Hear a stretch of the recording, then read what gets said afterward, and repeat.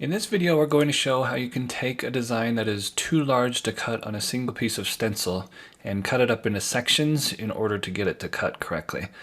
So if we click on the shape of the stone here, you'll see that it's about 64 by 108 inches wide, and we're not able to cut that on one piece of stencil, so we're going to chop it up into multiple pieces.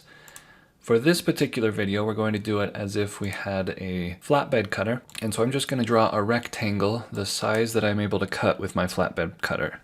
It's 36 by 48 on this particular one, but I'm going to shrink it down just a little bit. So I'll go 47 by 35, just so that I know I'm not completely at the edges of the stencil and mess anything up that way. Before doing anything is I'd select what I want to cut and send it to a plot page. So I'll go ahead and do that. I'll take all of these pieces and hit the plot page button up here, and that will send everything to the plot page. The reason I do that is that way I don't mess with the original here. We've then got all of the original pieces the way that they are, and we don't have to mess with that at all. But then on the plot page, we can mess around with it and delete and move things and whatever else, and it's not going to mess up any part of our original piece. Another thing that the plot page does is it will remove any colors, any fills, and just give you the outlines. So if I go back to the original, you'll see that it still has the fill colors. I can zoom in and you'll see how that's filled there. If I go to the plot page and zoom in, you'll see that there are no fill colors there. And fills don't matter to the cutter, and so we don't really need to see any of that stuff. And I'll go ahead and delete this from our original page too. Okay, so back on the plot page, the first thing that I'm going to do is I'm going to take each of these pieces and I'm going to combine them together. The reason I do that is because when we do our intersecting, which is what we're going to end up doing, I want to make sure that it intersects with everything and not just a particular piece. So we're going to combine all of those to single objects for each of them. And then we'll take this and start laying it out to see how it fits. If I click here, I can just hit Shift F2 to zoom into that one and start with that.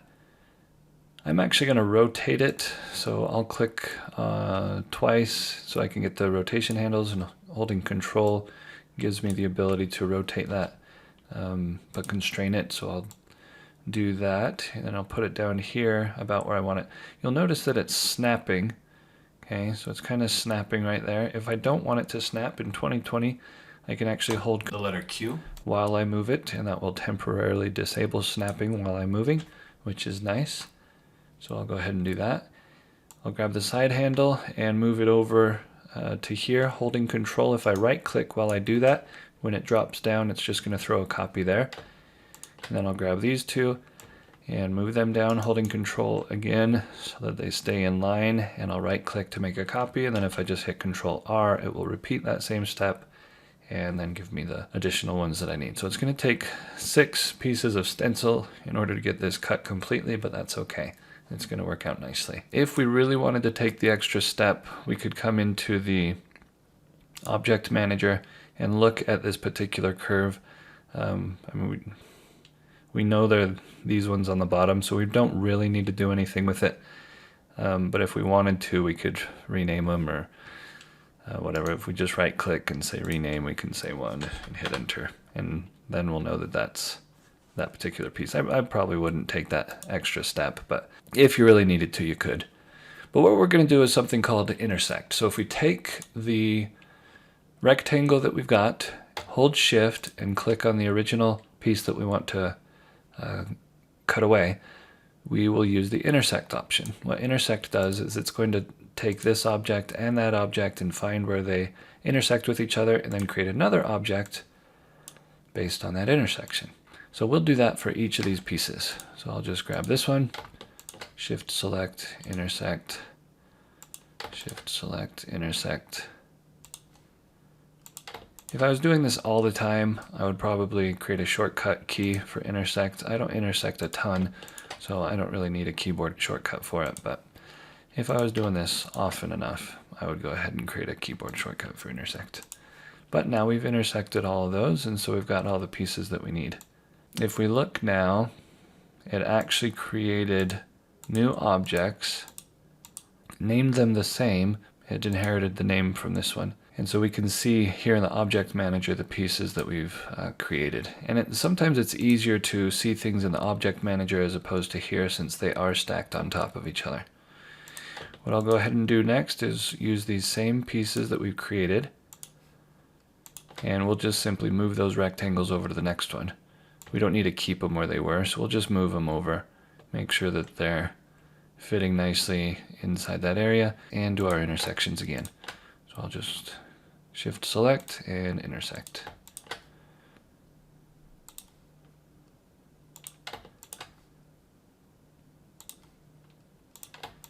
I most often will use the property bar for intersecting. There is a Docker that you can do the same thing with, but it works a little differently. But I'll go ahead and show you how the Docker works for the next one.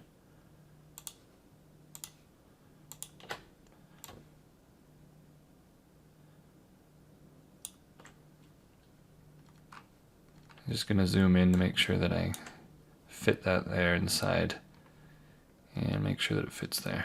Okay. So for this one, I'll go ahead and use the Docker. Over in the Docker, there is one called Shape. If you don't see it, you can click on the plus sign and it will show up right here under Shape.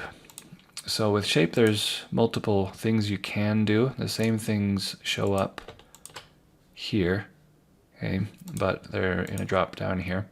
So under Intersect, you've got the option to leave your original source object, which we believe in this case it's going to keep the rectangle. You can tell it to leave the original target object, which is the original that we had, or you can not do any. So the problem is, if you don't have those checked, then if I were to say intersect and then click here to intersect with, it's going to delete our original pieces. And if I were to tell it to not leave the original source object and do the same thing, sorry, that's backwards. The target object is the one that I'm intersecting with. So we would end up getting rid of all those pieces, and I want to use them again. So that's why I'm not really using the Docker, is because by using this one up here, it keeps everything. And that way I don't lose any of the pieces that I need to be working with. But just to show you that it does exist, and sometimes I do use this Docker if I want to not keep any of the originals.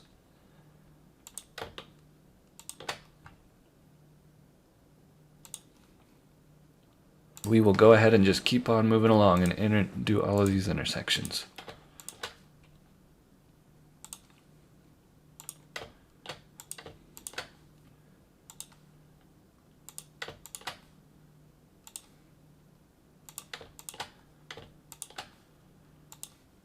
Okay, so now I've only got one left to do for the back sides.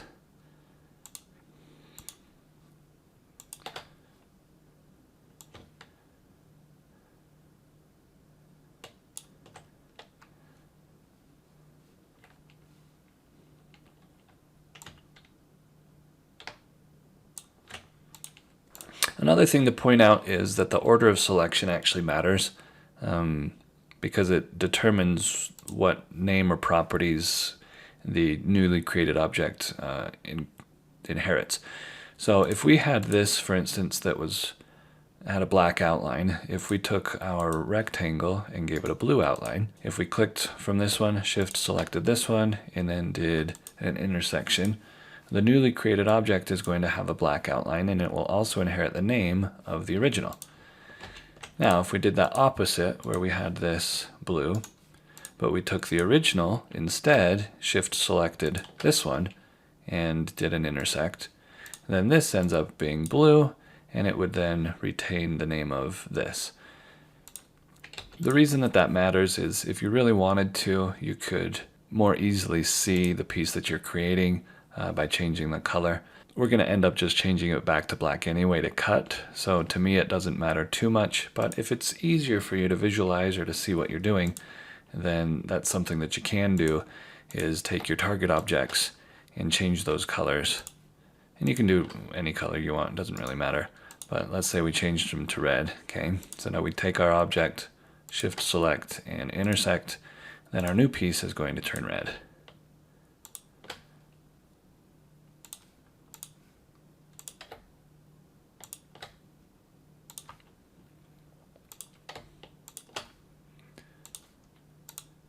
Alright, so now we've got that all done. Again, like I said, we're just going to change it back to black anyway, so it doesn't matter. But we'll delete our original squares. I'd go ahead and continue to do the same thing with these, just cut it to where I needed to, but I'm not going to do that for the sake of the size of this video. So now we will take all of these. Since we changed their color, I'll go ahead and right click on black so that they're all black again. And I just want to delete the originals. So if I come and grab this one, I can delete it. And then I'll go to the next curve and delete that one. And I'm just looking visually to see what it looks like. If I slide this, it'll actually get a little bit larger, so I can see it even better. You know, which ones have been trimmed down and which ones haven't. So I can tell that this is that next one.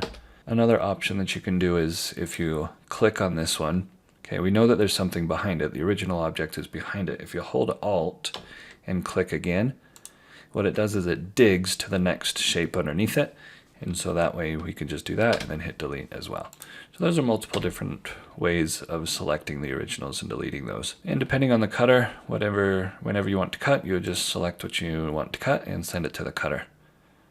So these pieces are just going to butt right up next to each other once you have it cut. You'll just take this piece and lay it right next to that one.